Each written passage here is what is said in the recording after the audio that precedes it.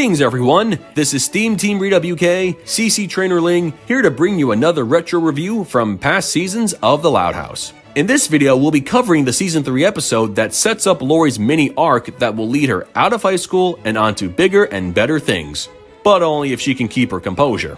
Today's episode is titled, Driving Ambition. First we'll discuss the plot, and then my thoughts and critiques with my final score. So, let's get right into it. The episode begins with Lori winning a golf tournament for her school. Her instructor, Coach Hutch, voiced by Jane Lynch, commends her on the victory and says she invited Coach NiBLUK from Fairway University to watch the next game. Because Lori wants to attend Fairway and thinks going there will make for a great future, Lori plans to make a good impression. However, her golf skills start slipping and she begins feeling the pressure of what's to come at the tournament. Her siblings help their big sister regain her confidence by suggesting she try a few calming methods they use whenever they're performing in sports, music, and pageants.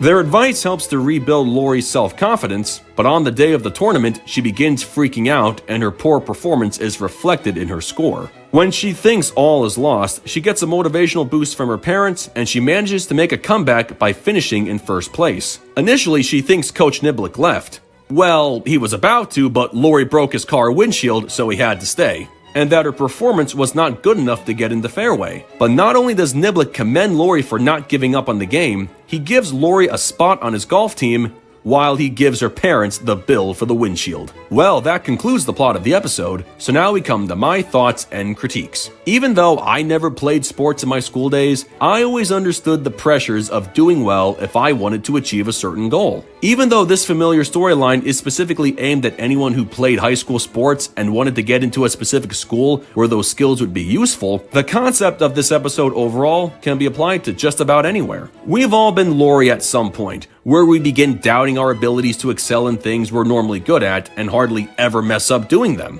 But just like Lori in this episode, the stakes are much higher when we feel our futures are riding on something that could change our lives forever, and we begin to panic in what appears to be those make it or break it moments. For Lori, she's been credited as the heart and soul of her golf team for 4 years, basically the MVP of Royal Woods High. So it's understandable why she would feel the kind of pressure she endured here. She was being scouted by the head coach of a prestigious university, and NiBLUK wouldn't have traveled down to see her if he didn't think she was worth the time observing. Speaking of which, Coach NiBLUK is a pretty cool guy.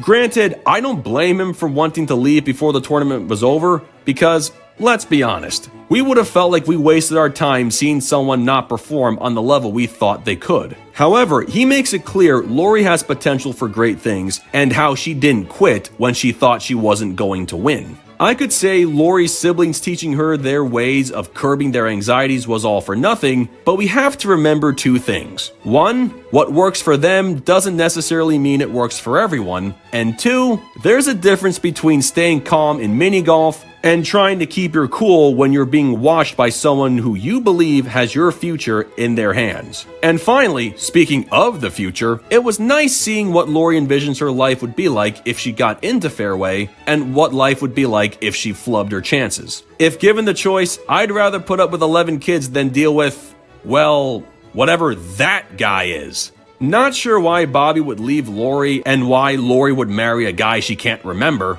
but it's all the more reason to focus on the future and get that big ol' cash reward in the end. Overall, this episode is one of my all-time favorite Lori episodes in terms of character development and relatability. Whether it's in sports, music, pageants, or just about anything, we've all experienced that need to do well and not make any kind of mistake if we believe it's going to affect the outcome of our future. The truth is, our future is in our hands, and how we go about shaping it is up to us, for better or worse. The mounting stress of transitioning from high school to the real world is not something many of us used to take lightly. Or maybe that's just me. Lori was the best thing of the episode because, like I said, we've all gone through what she went through, if you catch my drift. The ending may have been a little convenient, seeing how Lori just went from last to first place in just a few strokes of her club, but the central message of the episode still holds up in spite of it. Even though it's unclear how many students get accepted into Fairway, let alone getting a spot on the university golf team, NiBLUK offering Lori a place on campus was the ultimate confidence rebuilder, and this coach made the right choice. With that said, I give Driving Ambition a 9.6 out of 10. Well, Well, folks, that concludes my review of Driving Ambition.